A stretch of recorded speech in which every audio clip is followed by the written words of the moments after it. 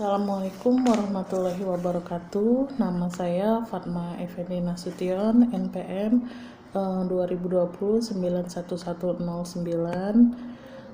Kali ini saya akan mencoba menjelaskan tentang laporan kasus yang telah saya buat di ruang neurologi pada hari Senin 26 April 2021 di Rumah Sakit Raden Matahir Jambi.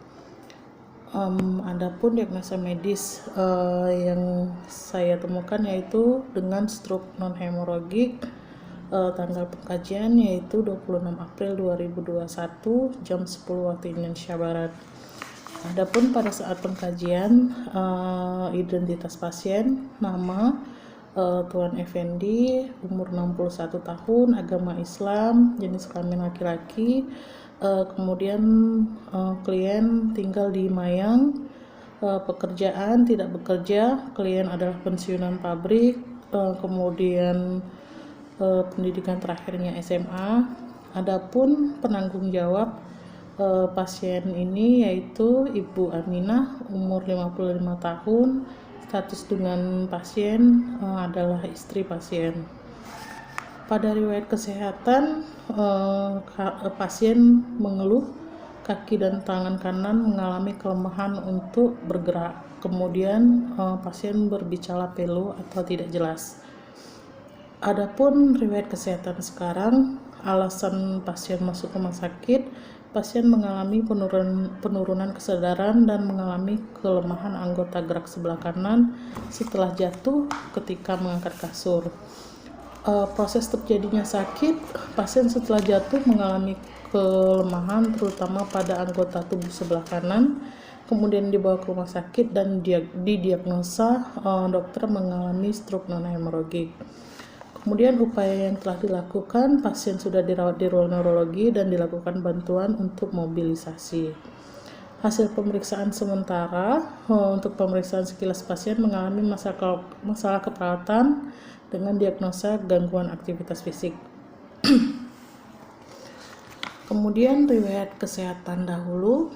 Pada penyakit dahulu, pasien mengatakan bahwa ia memiliki riwayat hipertensi dan pernah juga mengalami stroke ringan beberapa tahun yang lalu.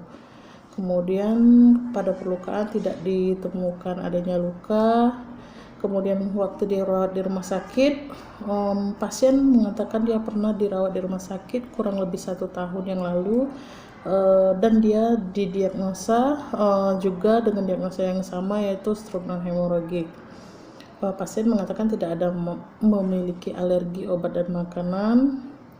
Kemudian riwayat kesehatan keluarga, pasien mengatakan bahwa dulu orang tuanya juga memiliki memiliki penyakit hipertensi, jadi mempunyai faktor genetik hipertensi dari orang tua si pasien.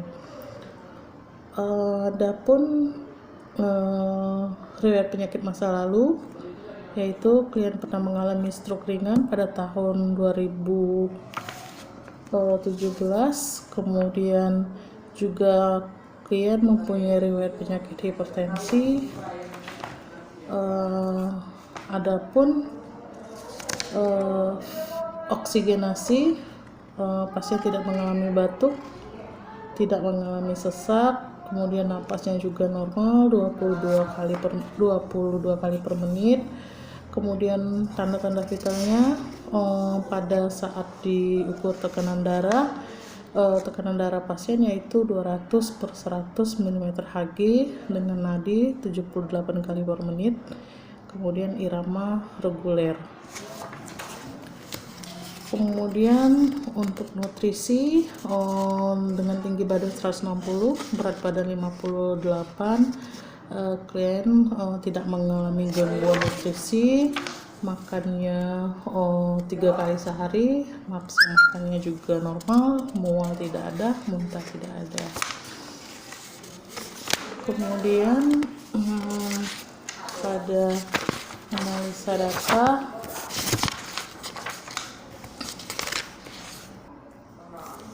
yang pertama, data subjeknya, pasien mengatakan mengeluh tensi selalu tinggi dan mempunyai riwayat darah tinggi sebelumnya. Kemudian pasien mengatakan kepala terasa pusing, kemudian pasien mengatakan bicara pelo sebelum masuk di rumah sakit pernah di tahun 2017, kemudian berulang lagi pada saat jatuh sebelum dibawa ke rumah sakit. Penyebabnya yaitu karena stroke non hemoragik.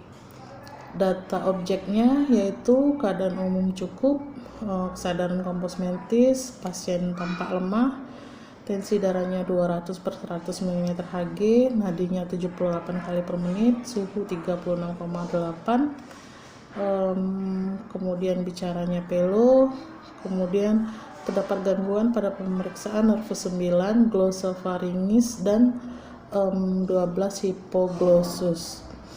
Etiologinya sama, yaitu stroke hemoragik dengan masalah ketidakefektifan perfusi jaringan perifer. Kemudian pada data subjektif kedua ditemukan pasien mengatakan tangan dan kaki kanan mengalami kelemahan, pasien mengatakan kebutuhannya dibantu oleh keluarga. Data objektifnya KU cukup, TD 200/100, kemudian kekuatan skala ototnya yang kiri 5, kemudian yang kanan adalah 4.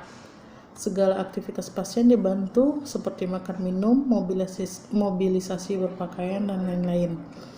Pasien terdapat gangguan pada anggota badan sebelah kanan, tangan kanan hanya bisa melakukan fleksi, ekstensi, sedangkan kaki kanan hanya abduksi dan aduksi. Kemudian etiologinya penurunan kekuatan otot karena kerusakan neuron, masalahnya hambatan mobilitas fisik. Kemudian data subjektif yang ketiga yaitu pasien mengatakan mengetahui bahwa dirinya menderita stroke akan tetapi tidak mengetahui cara perawatan dan pencegahannya. Pasien belum memahami manfaat dari data objektif yang diperoleh, pasien belum memahami manfaat menggerakkan anggota tubuh untuk pasien stroke.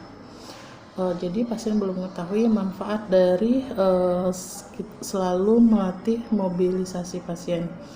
Hal ini karena kurang terpaparnya informasi, jadi masalahnya adalah kurangnya pengetahuan. Dari analisa data tersebut, maka saya mengangkat 3 diagnosa prioritas, yaitu yang pertama, ketidakefektifan perfusi jaringan perifer berhubungan dengan hipertensi, stroke non hemoragik ditandai dengan pasien mengatakan mengeluh tensi selalu tinggi dan mempunyai riwayat darah tinggi, pasien mengatakan kepala terasa pusing, bicara pelo, kemudian TD 200/100, suhu 36,8 dan bicara pelo. Adapun diagnosa yang kedua yaitu hambatan mobilitas fisik berhubungan dengan penurunan kekuatan otot ditandai dengan pasien mengatakan tangan dan kaki sebelah kanannya melemah, kemudian juga pada kekuatan skala otot 4455, kemudian segala aktivitas pasien dibantu seperti makan, minum, mobilisasi berpakaian, eliminasi dan sebagainya. Kemudian kurang pengetahuan, diagnosa yang ketiga kurang pengetahuan berhubungan dengan kurang terpaparnya informasi ditandai dengan pasien mengatakan mengetahui bahwa dirinya menderita stroke akan tetapi tidak mengetahui cara perawatan, cara pemulihan ataupun pencegahan untuk terjadinya stroke lebih berat lagi.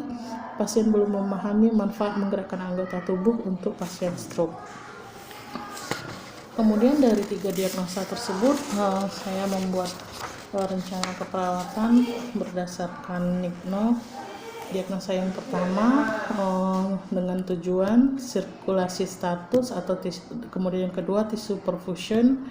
Setelah dilaksanakan ASCAP selama 3 hari, diharapkan ketidakseimbangan perfusi jaringan perifer teratasi dengan kriteria TTV dalam batas normal, warna kulit normal, suhu kulit hangat, kekuatan fungsi otot bertambah, kemudian nilai laboratorium dalam batas normal.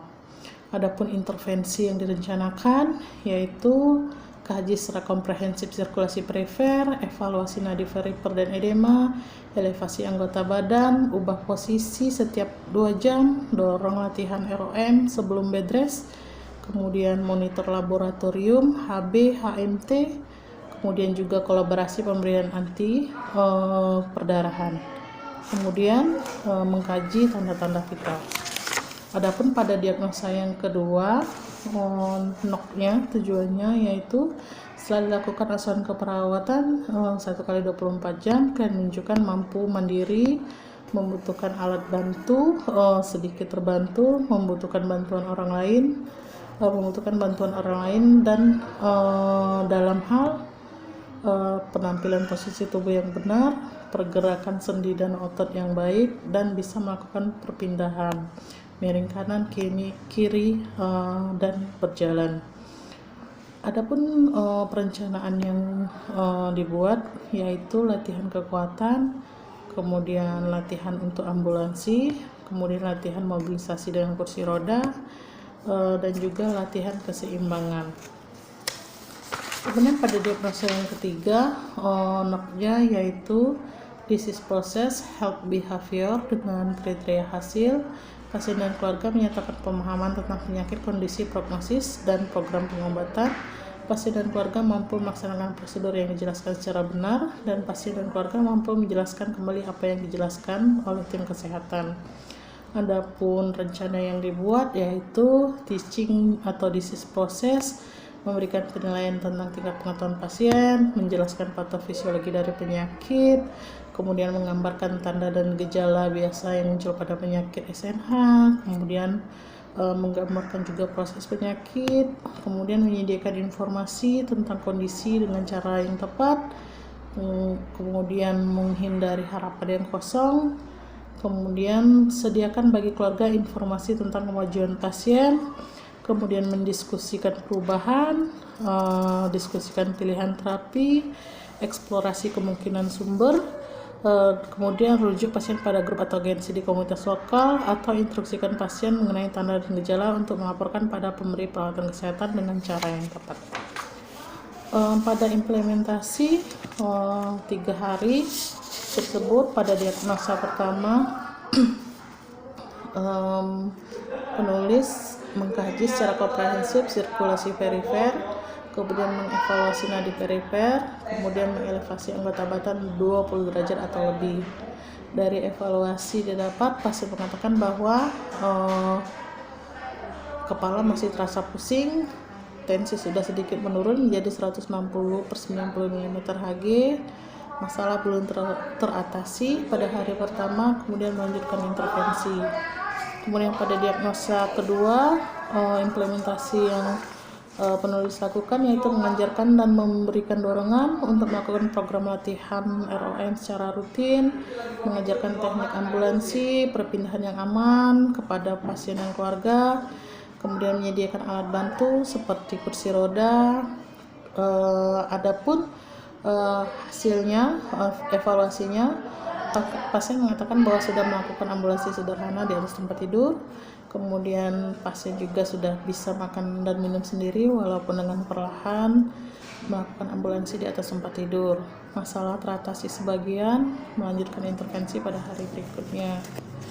Kemudian pada diagnosa ketiga, implementasi yang perlu dilakukan yaitu memberikan penilaian tentang tingkat pengetahuan pasien, tentang proses penyakit yang spesifik, kemudian menjelaskan patofisiologi dari penyakit SNH, menggambarkan tanda dan gejala yang biasa muncul pada penyakit SNH, kemudian menggambarkan proses penyakit dengan cara yang tepat. Evaluasi yang didapat, pasien mengatakan sudah sedikit memahami tentang penyakitnya, tanda dan gejala, serta proses berjalannya penyakit. Pasien bisa mengulangi pertanyaan. Dari data objektif yang diberikan, pasien terlihat bisa mengulangi pertanyaan walau terbata-bata atau belum lancar. Masalah teratasi sebagian, intervensi dilanjutkan pada hari berikutnya. Demikianlah laporan kasus yang bisa saya jelaskan. Lebih dan kurang saya mohon maaf. Saya akhiri. Wassalamualaikum warahmatullahi wabarakatuh.